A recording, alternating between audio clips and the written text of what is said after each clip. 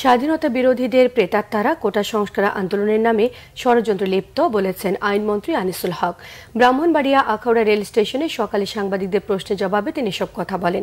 জনগণের জানমাল রক্ষা এবং তাদের সুবিধা অসুবিধা দেখা সরকারের দায়িত্ব উল্লেখ করে মন্ত্রী জানান, সেখানে যদি কেউ বাধাগ্রস্ত করে সরকারকে আইন মোতাবেক ব্যবস্থা নিতে হবে। এই সময় তিনি শিক্ষার্থীদের কোটা আন্দোলন নিয়ে সর্বোচ্চ আদালতের আদেশ মেনে ঘরে ফিরে যাবার আশাবাদ ব্যক্ত করেন। যারা ষড়যন্ত্র করে জাতির পিতা বঙ্গবন্ধু শেখ মুজিবুর রহমানকে তার 17 জন পরিবারের সদস্য সহ হত্যা করেছে, সেই প্রেতাত্মা আজকে যে কিছুটা হলো এই মধ্যে ষড়যন্ত্রের মধ্যে লিপ্ত না, সেটা তো আমি অস্বীকার করতে পারবো না।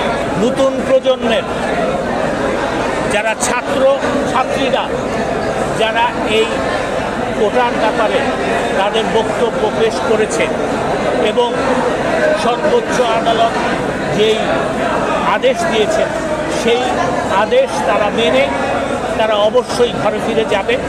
সরকারের দায়িত্ব জনগণের জানমাল রক্ষা করা, সরকারের দায়িত্ব জনগণের সুবিধা অসুবিধা দেখা এবং সেইখানে যদি কেউ বাধাগ্রস্ত করে সরকারকে সেই আইন মোতাবেক ব্যবস্থা নিতে হবে।